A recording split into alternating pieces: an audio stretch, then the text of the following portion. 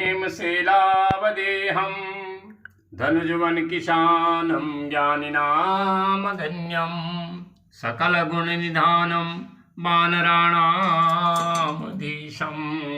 रघुपतिप्रियभक्तं वातजातं नमामि। श्री राम जय जय राम, श्री राम जय जय राम। नमस्कार दोस्तों, कैसे आप? पंडित जी ब्लॉग में आपका स्वागत है। उम्मीद करता हूँ आप स्वस्थ होंगे। दोस्तों, आज है मंगलवार और मंगलवार के अलावा आज है शिक्षक दिवस। और शिक्षक दिवस जो जाना जाता है वो डॉक्टर सर्वपल्ली राधाकृष्णन जी के नाम से जाना जाता है, जो एक महान व्यक्ति थे और जो हमारे देश के राष्ट्रपति भी रहे, और जिनका जन्म दोस्तों 5 सितंबर तिरुतनी गांव में तमिलनाडु में हुआ था, और जो 1962 से 1967 1962 से 1967 तक भारत के राष्ट्रपति रहे, और जो बनारस विश्वविद्यालय के कुलपति थे और बड़े विद्वान थे।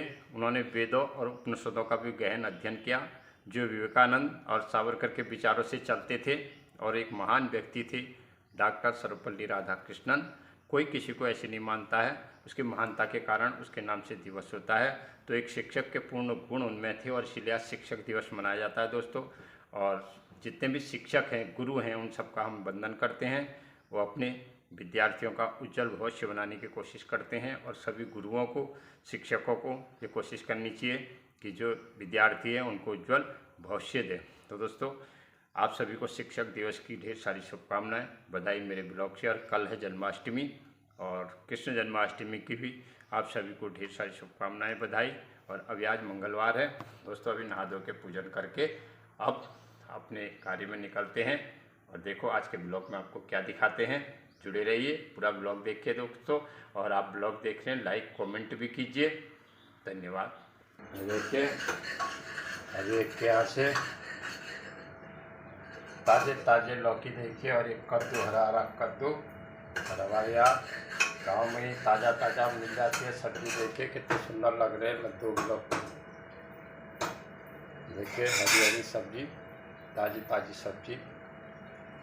और कविता भोजन बना रही है, दाल बना रही है, दाल चावल भोजन बन रहा है आज। और कल कृष्ण जन्माष्टमी है, और कृष्ण जन्माष्टमी की भी तैयारियां करनी है दोस्तों।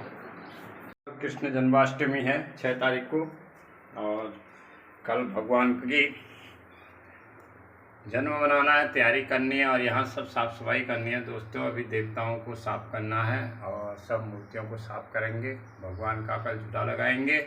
कल कृष्ण जन्माष्टमी पर भगवान श्री कृष्ण त्रिलोकीनाथ, जगत पिता परमात्मा, जो 16 कलाओं से परिपूर्ण, जिनको पूर्ण ब्रह्म परमात्मा कहा गया है, ऐसे हैं भगवान श्री कृष्ण, जिनको छलिया कहते हैं, रणछोड़ कहते हैं, बहुत से इनके नाम हैं, मुरली वाले, माखन चोर, जितने भी नाम होते सब भगवान के नाम हैं दोस्तों।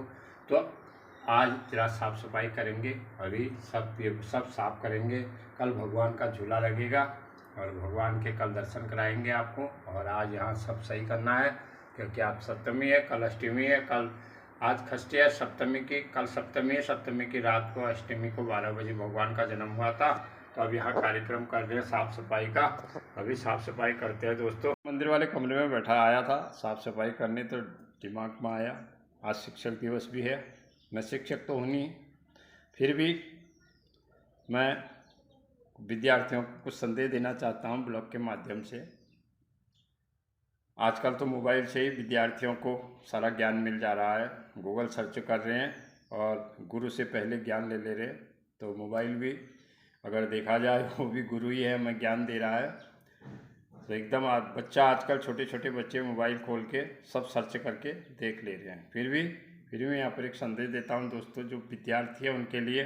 काक चेष्टा वको ध्यानम, काक चेष्टा वको ध्यानम, श्वान निद्रा तथैव च, स्वान निद्रा तथैव च, अल्पाहारी गृहत्यागी विद्यार्थी पंच लक्षणम। काक चेष्टा वको ध्यानम, स्वान निद्रा तथैव च, अल्पाहारी गृहत्यागी विद्यार्थी पंच लक्षणम। तो दोस्तों, हमारे शास्त्रों में कहा गया है कौवे की तरह चेष्टा। कौवा अगर कोई चीज़ देखता है तो उसको प्राप्त करने के लिए वहीं पहुंच जाता है। तो विद्यार्थी में कौवे की तरह चेष्टा होनी चाहिए, चेष्टा विद्या प्राप्त करने के लिए। और दूसरा बगुले की तरह ध्यान, जैसे बगुला नदी तालाब में मछलियों में अपना ध्यान, मछलियाँ को अपने भोजन में ऐसे ध्यान देता है ना, इधर देखता है ना उधर देखता है, ध्यान मग्न होकर, वैसे उसको विद्यार्थी को पढ़ाई करनी चाहिए। दूसरा श्वान निद्रा, कुत्ते की तरह निद्रा होनी चाहिए। कुत्ते को आपने देखा होगा कितनी भी गहरी निद्रा में सोया होगा, कोई खुणक का आवाज़ होगी, एकदम भूबू भूबू भौंकते हुए आ जाएगा। तो विद्यार्थी का जो है कुत्ते की तरह निद्रा होनी चाहिए। और अत्यधिक भोजन नहीं करना चाहिए, अल्पाहारी, कम खाने वाला, ग्रह त्यागी। अब ग्रह त्यागी का मतलब ये नहीं घर को त्याग दे, ग्रह त्यागी का मतलब घर के और चीज़ों से ध्यान हटा के अपने विद्या अध्ययन में ध्यान लगाए। तो ये 5 चीज़ें जिसने फॉलो कर ली या जिसने अपने जीवन में उतार लिया, उसने अपने जीवन में कुछ प्राप्त कर लिया।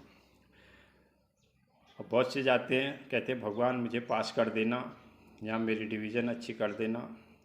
भगवान से मांगना अच्छी बात है, लेकिन भगवान भी बिना परिश्रम के दोस्तों देते नहीं है। विद्यार्थियों को परिश्रम करनी पड़ती है, बहुत परिश्रम करनी पड़ती है, तब उन्हें अपने मंजिल में मुकाम मिलता है। तो मैंने बैठा था, मैंने कहा सोचा ब्लॉग के माध्यम से आज शिक्षक दिवस के दिन सभी विद्यार्थी जितनी जो विद्या का अध्ययन कर रहे हैं और वो सब इस श्लोक को फॉलो करें। काक चेष्टा वको ध्यानम स्वान निद्रा तैचो अल्पाहारी गृह त्यागी विद्यार्थी पंच लक्षणम। तो दोस्तों अपने घर के काम में लगे रहते हैं। बैठा था, मैंने कहा आपको बता दूं। तो दोस्तों हमारे मोती जी बैठे हैं अंदर पंखे के नीचे। कोई चिंता नहीं, कोई फिक्र नहीं। अभी ये लंबा होके सो रखा था और अब ऐसे सो गया थोड़े। तभी तो कहते हैं, अभी मैंने सुना है श्वान निद्रा, तो इसलिए कुत्ते जैसी निद्रा होनी चाहिए। कितनी भी गहरी निद्रा में हो तो एकदम उठ जाता है। और देखिए चिंता मुक्त हैं ये लोग, कुदरत ने इन्हें चिंता मुक्त बना रखा है। मोदी ने देखा है बंदर, मोदी ने देखा है बंदर, बंदर को देख के आज बेचैन हो रखा है। बहुत बड़ा बंदर आया, मोती बंदर आया बाहर, चल फिर अब बाहर जाएगा, चल। दोस्तों आज शाम को सब्जी काट रही लौकी की, थोड़ी सा लौकी की सब्जी काट के देखें। और आज लौकी बनेगी, लौकी की सब्जी। आज ताज़ी लौकी अभी मैं तोड़ के लाया था और लौकी की सब्जी बन रही। और हमारा मोती बाहर जाने के लिए बेचैन हो रहा है। असली में बाहर से आ रहा बहुत बड़ा बंदर। तो ये बंदर कह रहा छोड़ो मेरे को, मोती बाहर चलेगा, बाहर चलेगा। तो कह रहा बाहर बांध दो, अब इसको बाहर बांधते हैं।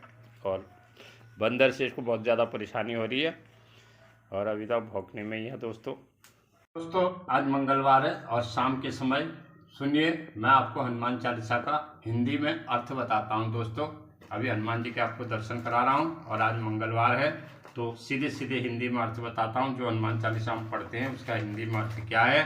श्री गुरु जी महाराज के चरण कमलों की धूलि से अपने मन रूपी दर्पण को पवित्र करके श्री रघुवीर के निर्मल यश का वर्णन करता हूँ। हे पवन पुत्र, मैं आपका स्मरण करता हूँ। आप तो जानते ही हैं कि मेरा शरीर और बुद्धि निर्बल है, मुझे शारीरिक बल सद्बुद्धि एवं ज्ञान दीजिए, मेरे दुखों और दोषों का हरण कीजिए।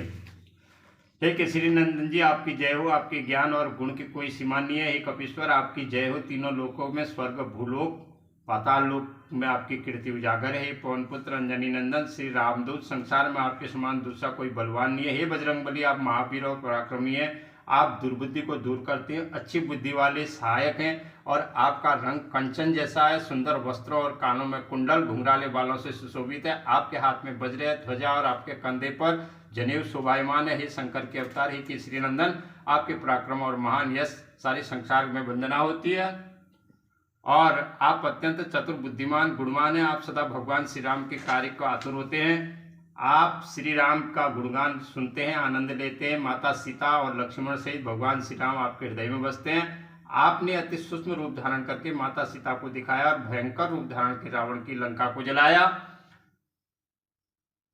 और आप संजीवनी बूटी लाए, आपने भयंकर रूप रख के राक्षस का संहार किया, श्री राम के उद्देश्य को सफल किया। और आप संजीवनी बूटी लाकर लक्ष्मण जी की प्राणों की रक्षा की और श्री राम ने हर्षित होकर आपको हृदय से लगा लिया। हे अंजनी नंदन, आप भगवान श्री रामचंद्र जी ने आपकी बहुत प्रशंसा की और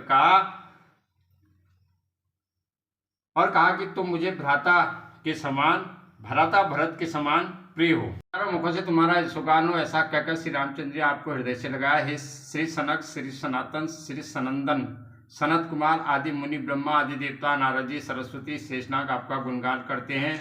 और दोस्तों, यमराज, कुबेर आदि 10 दिशाओं के रक्षक, कवि, विद्वान, कोई भी आपके यश का संपूर्ण वर्णन करने में सक्षम नहीं है। आपने वानरराज सुग्रीव का श्री रामचंद्र से मिलन कराकर उन पर उपकार किया, उन्हें राजा बनाया। आपने परामर्श का विभीषण ने अनुसरण किया, इसके फलस्वरूप वे लंकापति बने। यह बात सारा संसार जानता है। जो सूर्य हजारों योजन दूर है, जहाँ तक पहुँचने में हजारों युग लग जाते हैं, उस सूर्य को आपने मीठा फल समझकर निगल लिया।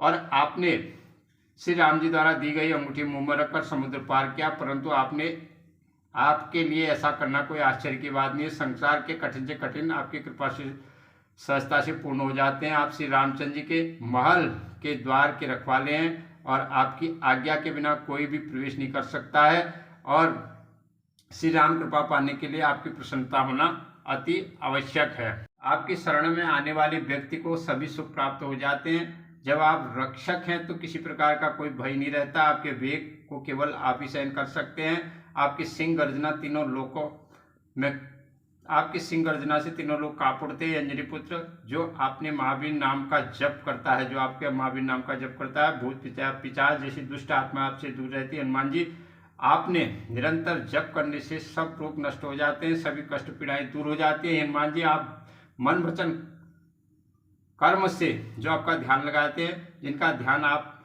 लोगों में रहता है, उनको सब सुखों से आप मुक्त कर देते हैं। आप सब दुखों से मुक्त कर देते हैं, सब सुख दे देते हैं। राजा श्री रामचंद्र जी सर्वश्रेष्ठ तपस्वी हैं, उनके सब कार्यों को आप पूर्ण करते हैं। आपकी कृपा पात्र से जीव अभिलाषा करे उसे तुरंत फल मिलता है। जीव जिस फल की प्राप्ति करने की कल्पना भी नहीं कर सकता, वो फल उसे मिल जाता है। आपका यश चारों युग में, सत्युग, कलयुग, द्वापर, त्रेता में विद्यमान है। संपूर्ण संसार आपकी कीर्ति प्रकाशमान विद्यमान है।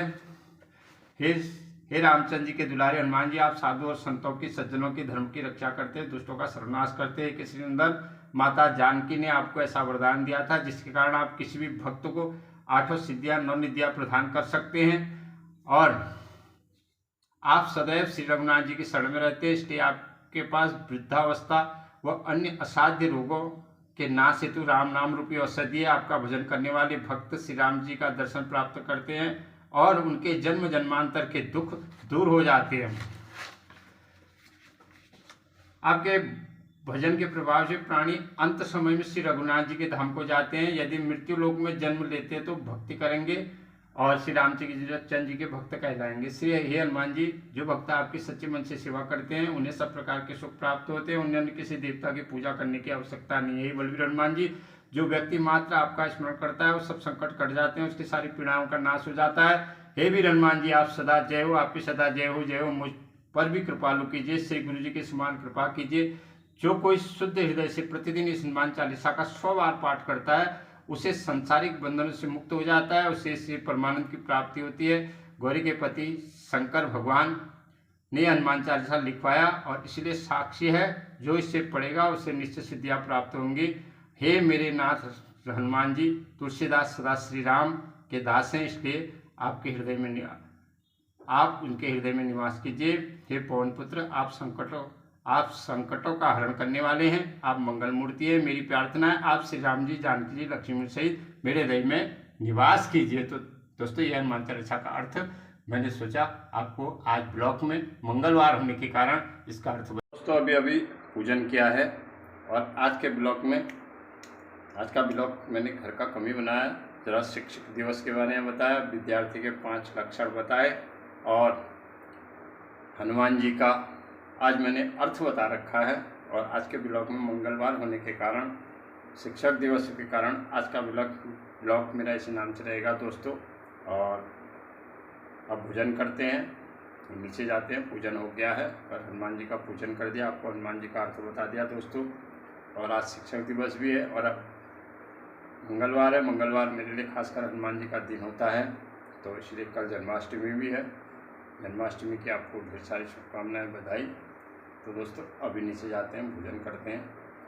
तो मेरा एक ब्लॉग आज यहीं तक है दोस्तों।